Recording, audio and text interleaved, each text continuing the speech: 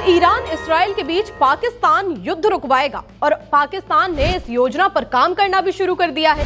पाकिस्तान के इस कदम से भारत में हलचल तेज हो गई है। भारत में ये सवाल उठ रहे हैं कि जब पाकिस्तान युद्ध रुकवाने का काम कर सकता है तो अंतर्राष्ट्रीय स्तर पर भारत कहां खड़ा है? क्या भारत के मौन ने और एक तरफा बयानों ने हमें सीज फायर की बातचीत से दूर कर दिया है? नमस्कार, आप देख रहे हैं सत्य हिंदी और मैं हूं आपके साथ कृति सिंह।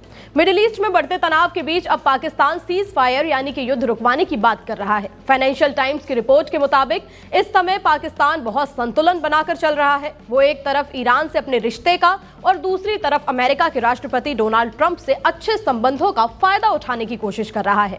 रिपोर्ट में कहा गया है कि इसी हफ्ते अमेरिका और ईरान के बड़े नेताओं के बीच बातचीत इस्लामाबाद में हो सकती है। इसके अलावा पाकिस्तान के सेना प्रमुख आसिम मुनीर ने रविवार को ट्रंप से बात भी की और प्रधानमंत्री शहबाज शरीफ लगातार ईरान के राष्ट्रपति मसूद पेजेश्कियन के संपर्क में है। दिलचस्प बात तो यह है कि शरीफ और पेजेश्कियन की बातचीत उसी समय हुई जब ट्रंप ने ईरान के पावर प्लांट्स को तबाह करने की अपनी धमकी को टाल दिया। रिपोर्ट के मुताबिक पाकिस्तान के बड़े अधिकारी पर्दे के पीछे अमेरिका और ईरान के बीच बातचीत करवाने की कोशिश कर रहे हैं। वे ट्रंप टीम के लोगों विटकॉफ और जेरेड कुशनर और ईरान के बीच संपर्क बना रहे हैं। वहीं पाकिस्तान के विदेश मंत्री इसहाक डार ने पिछले हफ्ते रियाद में अरब देशों को बताया कि पाकिस्तान अमेरिका और ईरान के बीच मध्यस्थता करवा रहा है। ईरान इसराइल युद्ध के बीच सीज फायर की पेशकश कर पाकिस्तान अकेला नहीं है। मिस्र, तुर्की समेत कई खाड़ी देश इस संकट में मध्यस्थ की भूमिका निभा रहे हैं। रिपोर्ट्स के मुताबिक तुर्की ईरान और ट्रंप के दूत से बात कर रहा है। मिस्र भी लगातार संपर्क में बना हुआ है। कतर और ओमान जैसे देश पहले से ही इस तरह की भूमिका निभाते आ रहे हैं। लेकिन सबसे ज्यादा चर्चा पाकिस्तान की हो रही है क्योंकि वो अचानक इस खेल में मुख्य खिलाड़ी बनता दिखाई दे रहा है। पाकिस्तान की ज्यादा चर्चा की भी अपनी कुछ वजह है। पाकिस्तान में कोई अमेरिकी सैन्य अड्डा नहीं है, इसलिए वो अमेरिका का ऐसा सहयोगी है जिसे अब तक ईरान के किसी भी मिसाइल या ड्रोन हमले का सामना नहीं करना पड़ा है। इसी कारण उसे एक निष्पक्ष मध्यस्थ के रूप में देखा जा रहा है। इसके अलावा ईरान के बाद पाकिस्तान शिया मुस्लिम आबादी वाले देशों की सूची में दूसरे नंबर पर है। साथ ही पाकिस्तान के खाड़ी देशों के साथ भी अच्छे संबंध है, जिनमें पिछले साल सऊदी अरब के साथ हुआ रक्षा समझौता भी शामिल है। ईरान के सर्वोच्च नेता आयतुल्लाह मुज्तबा खामेनेई ने भी हाल में ईरानी नवरोज के मौके पर अपने संदेश में पाकिस्तान का जिक्र किया और कहा था कि उन्हें पाकिस्तान के लोगों से खास लगाव है। हालांकि जब अमेरिका से पाकिस्तान की मध्यस्थता वाली खबर के बारे में पूछा गया तो व्हाइट हाउस की ओर से कुछ अटपटा सा जवाब मिला। व्हाइट हाउस की प्रेस सचिव कैरोलिन लेविट ने कहा कि यह मुद्दा बहुत ही संवेदनशील है और अमेरिका कभी भी मीडिया के जरिए बातचीत नहीं करता। लेकिन इस खबर पर भारत की राजनीति में भूचाल आ गया है।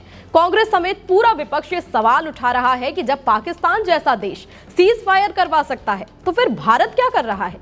किसने क्या कहा, आइए देख लेते हैं। कांग्रेस के वरिष्ठ नेता जयराम रमेश ने एक्स पर लिखा कि यह भारत के लिए एक बड़ा झटका है और भारत की उपेक्षा है और इसके लिए पूरी तरह स्वघोषित विश्व गुरु जिम्मेदार हैं। जयराम रमेश ने कहा कि पाकिस्तान जो राजनीतिक, सामाजिक, आर्थिक और वैश्विक स्तर पर बेहद नाजुक स्थिति में था, उसे एक नई जिंदगी मिल गई है। ईरान पर हमले के 2 दिन पहले ही मोदी की इसराइल यात्रा हमारे राजनीतिक इतिहास में एक बेहद विनाशकारी निर्णय के रूप में दर्ज होगी। प्रधानमंत्री की झप्पी कूटनीति की पूरी तरह पोल खुल चुकी है।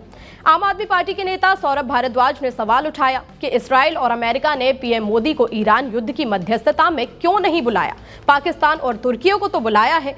तुर्की ने ऑपरेशन सिंदूर में पाकिस्तान को ड्रोन भी दिए थे। आखिर ट्रंप कैसा दोस्त है पीएम मोदी का? इसराइल कैसा दोस्त है? आरजेडी की राष्ट्रीय प्रवक्ता प्रियंका भारती ने भी एक्स पर लिखा कि राजनाथ सिंह ने कहा था कि जब मोदी बोलते हैं तो दुनिया सुनती है, लेकिन समस्या तो ये है कि वो बोलते ही नहीं। उनके नेतृत्व में भारत की विदेश नीति मजाक बनकर रह गई है।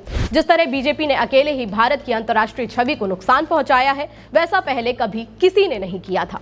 कुल मिलाकर पाकिस्तान की सीज फायर पेशकश की खबर ने सभी को चौंका दिया है। पाकिस्तान युद्ध रुकवा पाएगा या फिर नहीं, इस पर विशेषज्ञों की राय है कि जैसे जैसे हालात गंभीर हो रहे हैं, किसी की भी मध्यस्थता युद्ध नहीं रोक सकती। लेकिन कुछ लोगों का यह भी कहना है कि जिस तरह पाकिस्तान खुद को मध्यस्थ के रूप में पेश कर रहा है, उससे लगता है कि दोनों देशों पर कुछ प्रभाव पड़ सकता है। बहरहाल अब सबकी नजरें पाकिस्तान पर टिकी हुई हैं। आपकी क्या राय है इस मुद्दे पर? हमें कमेंट करके बताइए। साथ ही वीडियो को लाइक और शेयर करें और हमारे चैनल को सब्सक्राइब भी।